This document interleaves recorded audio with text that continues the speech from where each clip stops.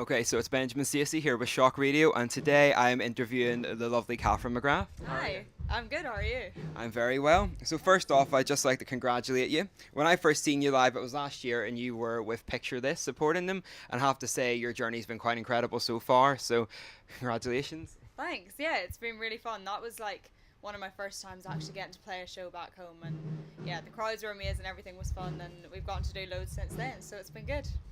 And then your album has had quite a lot of success since it came out, especially being number one in the UK country charts. Yeah. And your tour's been off to a good start after selling out Birmingham last night.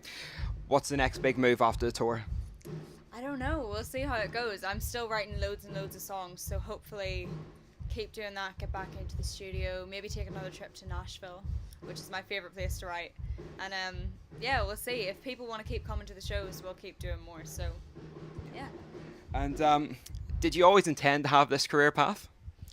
I didn't think about it that much. It was something that I always wanted to do, whether it was for fun or whether people were watching. And I think it was whenever it was that point in school where everyone's like, what are you going to do with your life? That was whenever I was like, the thing that I love completely is singing. So if there's a way I can do that, I want to do that. And that was whenever it kind of clicked with me that this is what I wanted to do as a career. But I mean, whether I was working in Tesco's or whatever I was doing, I would be singing on the side anyway. So yeah. And what would you say was your favourite song that you recorded on the album? My favorite song is probably Wild. I think ever since I wrote that song, everyone that's heard it, that seems to be the one that they remember and the one that's everyone's favorite. And yeah, it's a fun one to sing live as well, because somehow before I'd released that song, people had put videos up on YouTube and everyone just knew the words before the studio version came out. So whenever I actually recorded it for the album, that was a really cool moment. So yeah. So walk me through your writing process. It's kind of different every time. It usually starts with I'll have a thought or something happens and I'll write a lyric into my phone, and then I'll go into the studio and I'll say, so I've got this lyric, I don't know what it means, or I've got this situation, I don't know how to word it, let's write a song about this. And then along with the other writers, we'll start playing chords or piano or whatever, and we'll kind of make it into a song. And I see you were heavily complimented on the album by Sir Elton John, and this year you've worked with country singer Hunter Hayes. What was that like? It was so fun. I couldn't believe that Elton knew who I was. I heard that radio clip that he played and I was like, must be a different Catherine McGrath. And then he played the song and he FaceTimed me and he literally answered and was like, "Way, Catherine," and I was like, "Hey, buddy." But no, that was amazing. To have someone like that recognize me at such an early stage was a huge compliment. And Hunter Hayes is just one of my ultimate favorite country singers, so to have him on the album was a dream come true for me. What made you decide to pursue this genre of music, and what were your influences originally? I don't know. I think I discovered country music whenever I was 12, but I was also listening to Katy Perry and Justin Bieber and whatever was popular at the time.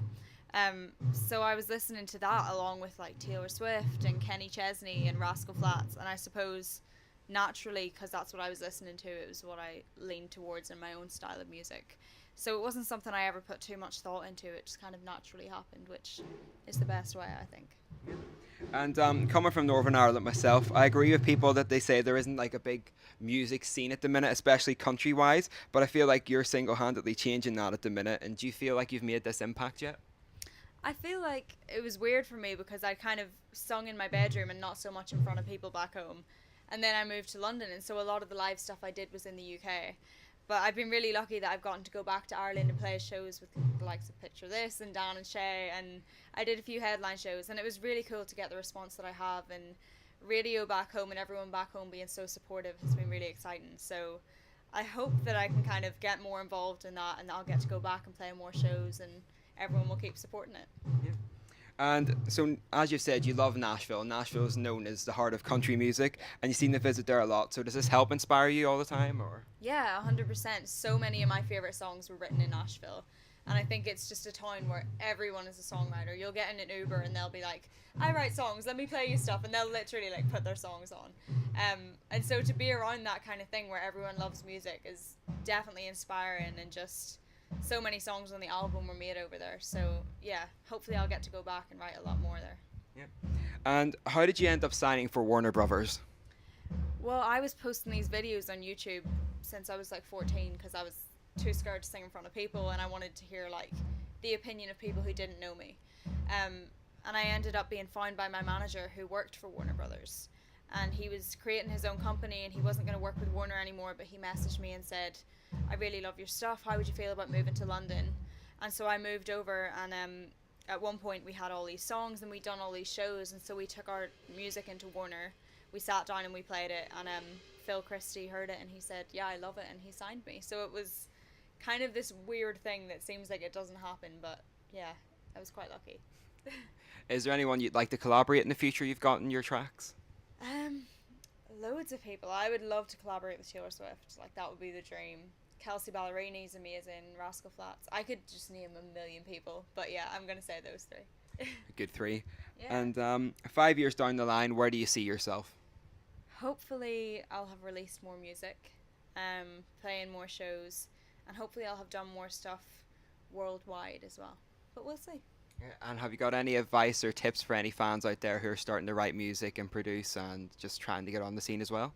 I think just like no matter what people around you say, or no matter how small the chances are of it working out, if you really love something, just keep doing it. And you know, whether you've got to make money some other way on the side, don't stop doing what you love, because you genuinely never know when it can happen for you, because the chances of it happening to me were so slim. But yeah, so just keep doing what you're doing, and if you love it, you'll never have to kind of see it as work. So yeah. Well, thank you so much for your time. Thank you. From McGrath, everyone.